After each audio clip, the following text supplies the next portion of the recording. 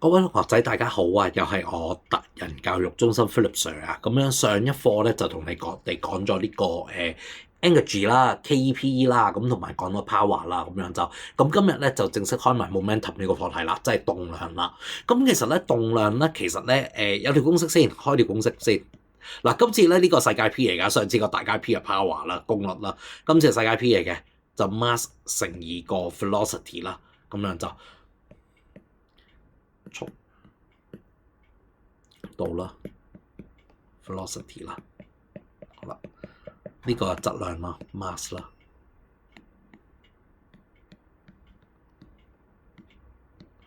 咁個質量咧乘翻個 velocity 咧就係嗰個叫做 momentum 啦，咁樣就咁其實咧話有咩大嘅 physical meaning 咧，其實咧就係個單位咧，其實咧就會係啦 kgms-1 啦，冇特別一個單位嘅。個單位係 kgms-1 嘅，咁樣就咁其實咧基本上咧有乜話 physical meaning 咧？其實咧，因為之前咧其實咧都好多同學問我嘅，就係話即係比較叻啲嘅同學啦，我唔介意講咁樣就咁樣叻啲嘅同學就問我其實呢個係有咩特別嘅大道理？即係譬如話牛頓第一定律啊、第二定律啊咁樣嗰啲大道理啦。咁其實咧就冇乜特別大道理嘅，純粹咧佢就算你睇翻書嘅 definition 咧，都係話譬如話我而家側邊手上有本書啦，佢話嗰個 definition 咧就係 object with mass moving at velocity v is defined 就係咁樣啦，即係廢話嚟嘅，即係個 mass 同個喐有個 mass 個 velocity v 喐緊，咁樣乘埋咧就係 momentum 啦。其實就係咁嘅咋，其實冇乜大道理嘅。咁但係咧，其實咧點解都會研究呢個課題咧？因為最主要咧喺碰撞嗰方面咧，其實係有用嘅。因為點解咧？因為咧我哋咧有一陣間咧，其實會都係3-4分鐘後嘅事啦，就係咧會講咧 law of conservation of momentum 啦。其實咧呢個碰撞嘅時候咧，其實咧有啲嘢會睇得到嘅喎，咁樣咁所以咧就都值得留喺呢個世界上，好值得留喺呢個世界上嘅，咁樣就咁。但係咧咁因為咧，譬如話碰撞嚟講咧，譬如話咧，我哋用 energy 嚟睇嘅，譬如話你頭先 up conservation of momentum 啦，夠有 conservation of energy 咯，咁樣就可能有啲同學 challenge 咗啦。咁但係咧就係有 conservation of energy，咁梗係大道理添啦。conservation of energy 就真係咁。能量唔會無中生有，亦都唔會無啦啦失去咗噶嘛。我嗰個年代小學有讀啦，甚至乎而家可能有啲小學都會咁講啦，中學就梗係有講啦，咁樣就咁。但係就唯獨是咧係 law of conservation of momentum sorry， 甩鬼晒卡 conservation of energy 係啊，咁但係只不過問題咧就係譬如話碰撞嚟講點度先得㗎，即係譬如話架車嘣一聲爆炸。咁又有光又有熱又有即係好似羅文咁樣，光加熱等於火咁樣咁嗰啲，咁又有聲音又有點度，即係度唔掂噶嘛。咁所以咧呢個咧就會係比較幫到手嘅嘢啦。其實就係好啦嗱，咁跟住咧衍生咗一樣嘢嘅，就係咧譬如話咧嗰個咧 momentum 啦，其實有一樣嘢叫 impulse 嘅衡量啦，叫做。咁其實咧有一條公式嘅，就係個 impulse 啦，其實就會等於 force 啦乘翻個 time 嘅，力乘翻個時間嘅，有一條咁嘅公式嘅。咁但係咧，其實咧呢條公式咧，其實點嚟嘅咧？其實咧亦都係等於啦，因為咧我要提一提啦，我縮細少少先。嗱，其實咧 mv 啦、delta p 啦。呢個叫做 change in momentum 啦，嗰個叫做動量嘅改變啦，呢個叫做話其實 mv 減 mu 啦。如果咧除翻個時間俾佢嘅時候啦，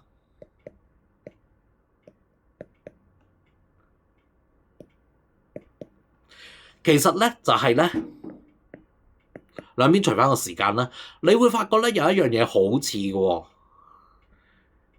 唔記得開多幾頁添，唔記得。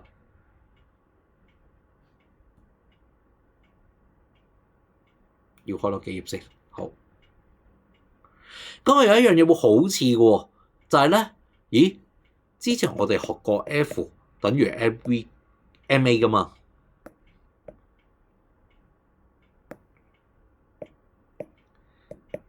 ？A 係咩啊 ？V 減 U 除 T 咯。咁所以咪就係 mv 減 mu 除 T 咯。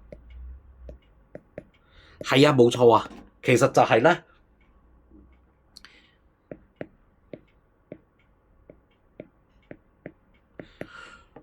way of change of momentum 嚟㗎，動量嘅變率嚟嘅，其實力係。咁所以咧，之前咧我都有同你哋提過咧，就係話啊，而家如果譬如，亦都真係而家 DSE 係好少問㗎啦，就係咧，如果譬如話咧，你如果問你力 force 嘅 definition 咧，其實你應該係點答咧？嗰陣時咧，好遠古之前咧，我哋就答 M 等於 ma 嘅，其實就即係同個咩同個 acceleration 成正加速度成正比啊咁嗰啲，咁但係咧後尾咧其實已經 ban 咗㗎啦，其實就咁所以咧其實咧你哋本書亦都有提過嘅，就係咧都有提到嘅，教到 momentum 嘅時候，就係咧其實係力咧係動量嘅變化率嚟嘅，即係 rate of change of momentum 啦。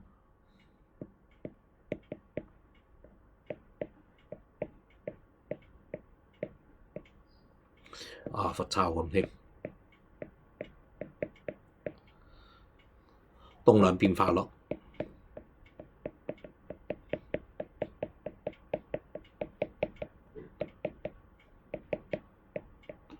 係啦，動量嘅變化率嚟嘅，咁樣就 rate of change of momentum 啦，咁樣就咁，所以咧其實基本上咧呢個咧就可以咧解釋緊牛頓嘅第二定律啦 ，F 等於 ma 啦，其實就會係咁樣嘅，咁所以咧，如果若然咧，即係再有呢啲題目出現嘅時候咧，咁其實我就建議你哋咧應該就要寫翻呢個咁嘅解釋啦，就唔好就咁寫 F 等於 ma 就算啦。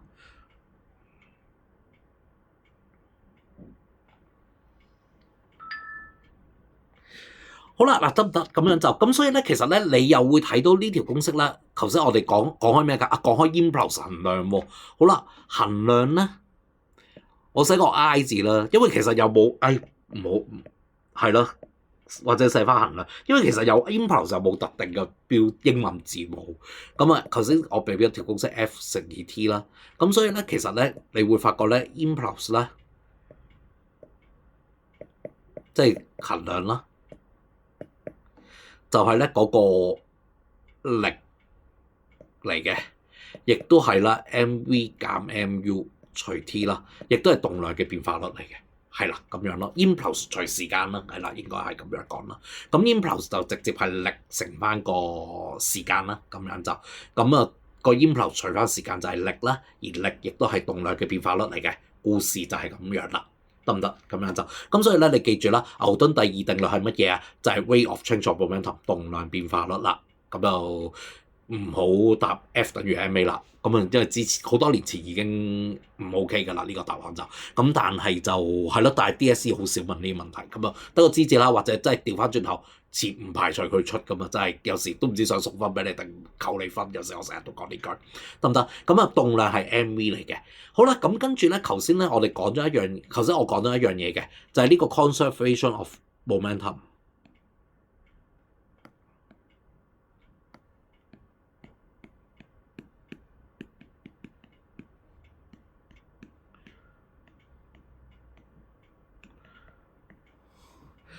動量守恒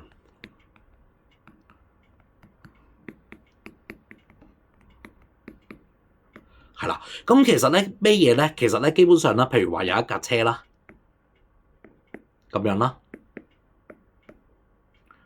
，M1、M2 啦，撞完，咁跟住咧，可能大家向左走向右走啦，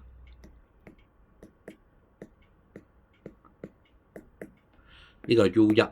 呢個係 U2，呢個係 V1，呢個係 V2咁樣。咁其實咩叫做動量守恒咧？就係撞之前佢哋兩者之間嘅動量相加，就會等於撞之後嗰個動量嘅相加。即係簡單啲講句 ，M1 U1 一車嘅動量啦，加埋二車嘅動量啦，就會等於翻咧佢哋撞完之後嘅動量啦。加埋係一樣嘅，咁樣就撞之前同撞之後係一樣嘅，係啦，就係咁樣。咁呢個咧就係動量守恒嘅公式啦，咁樣就咁就係咧佢哋兩者之間。咁當然啦，你話3架、4架、5架咁，其實都係一樣。咁但係當然啦，你考嘅都係2架嘅啫，係啦，通常都係。再複雜都唔會叫你咩啦，咁同埋咧，仲有另外一樣嘢咧。如果你哋睇翻譬如話舊少少嘅書啦，其實你會發覺係有 2D 添嘅，即係 XY 軸撞埋嚟嘅。咁其實呢個咧16年之後咧已經 out of 㗎啦，咁所以咧就係淨係考 linear 嘅啫，即係淨係考一條線過嘅啫。其實淨係考係啦，咁樣就咁啊，唔會考 2D 嘅情況啦，唔會考就係 linear 嘅情況嘅啫。而家淨係考係啦，咁樣就咁好啦。咁所以咧就係呢個動量守恒嘅公式啦。咁其實咧我哋咧仲會分3隻嘅碰撞嘅，咩碰撞咧？就係咧彈性碰撞、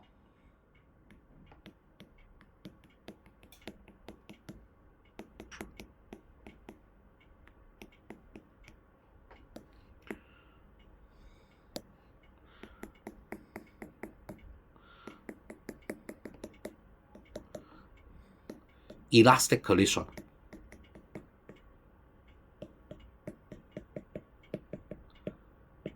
我叫做分3隻啦。第一隻、第二隻呢個咧就係非彈性碰撞。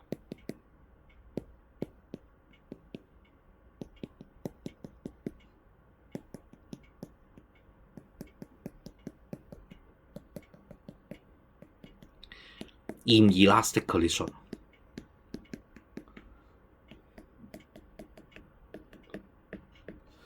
好啦，第3個啦，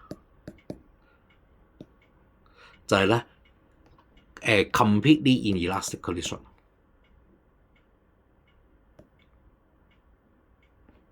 寫咩咧？完全非彈性碰撞。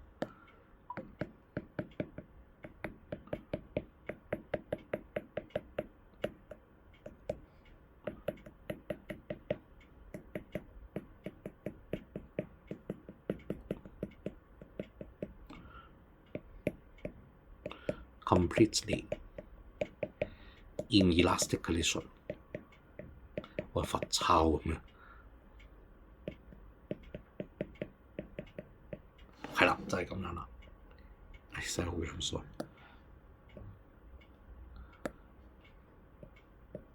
係啦，就係咁樣啦。咁點樣玩咧？其實咧就係咧好簡單嘅啫，就係 check 個 KE、TKE 啊，總動能啊。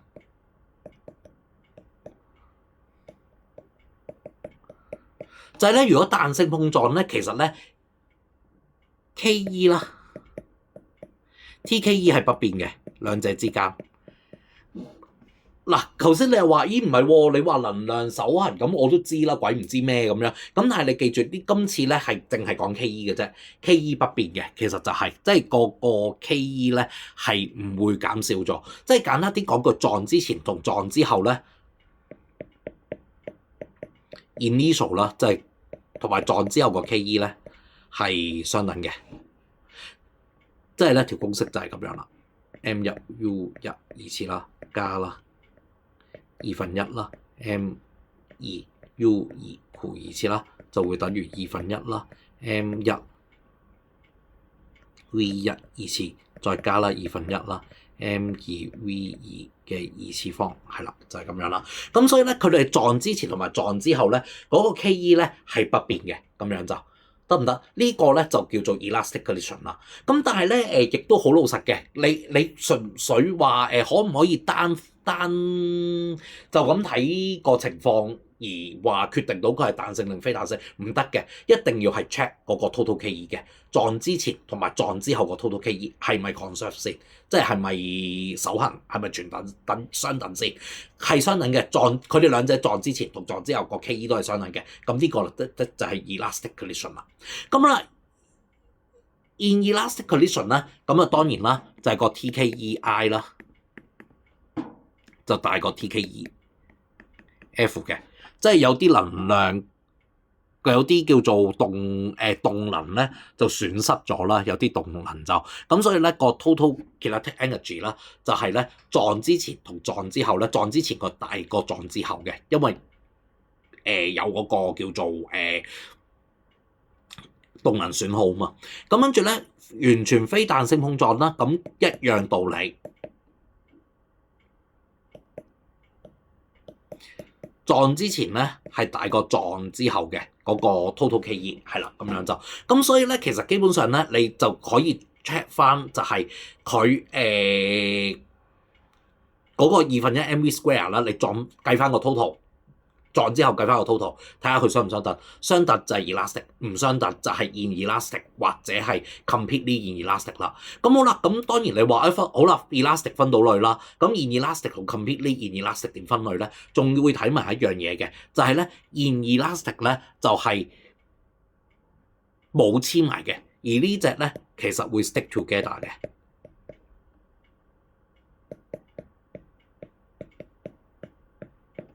完全非彈性碰撞咧 ，completely inelastic collision 咧，其實咧撞完之後係兩者黐埋嘅，即係簡單啲講句就係咧呢兩架車咁樣啦，走個位添，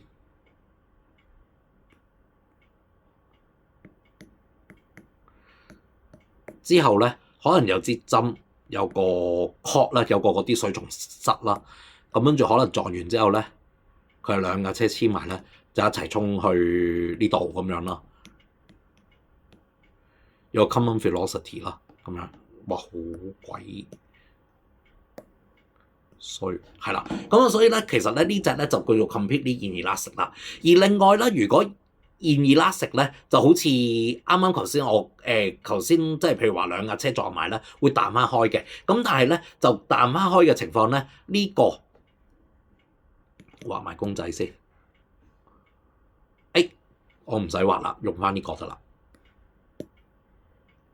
就係呢啲情況啦。我用第二隻顏色筆啦，就係呢啲情況啦。咁我落到繼續延伸落嚟啦，係啦，就係咁樣。即係兩架車咧，其實咧撞完咧會彈翻開嘅。咁但係咧彈翻開咧，你就要 check KE 啦，total KE 睇下佢係撞之前同撞之後相唔相等，相等就係 elastic， 唔相等咧就係 inelastic collision 啦，咁樣就即係個 initial 大過個 final 啦。咁跟住啦，如果係 completely inelastic 咧，佢哋兩者係黐埋嘅，係啦。咁所以咧，其實如果譬如話你要分類呢個彈性同埋非彈性碰撞咧，你就要 check 埋 KE 啦，先至叫做完結嘅，係啦，就係咁樣啦。咁就嗱，當然啦，理論上咧就係你就咁睇到話，咁嗱 elastic 同 inelastic 都分到啊，咁即係要計一計數啦。咁 elastic 其實正路我唔使計數喎，見到黐埋就係啦。咁但係咧嚴格上嚟講咧，其實都係要 check 翻 KE 嘅，其實都係要係啊，咁先至可以決定到嘅，係啦，呢樣嘢就好啦。嗱，咁今日嘅課題分享到呢度先啦。今日嘅即係教我呢個 momentum，咁啊。主要嘅理論咧都講咗，即係大道理啦，咁同埋 concept 都講咗噶啦。咁可以同學仔再睇一睇，溫一溫書，睇下明唔明咁樣啦。咁就好。咁啊，今日嘅課題堂到呢度先，下個短片再見啦。好啦，拜拜。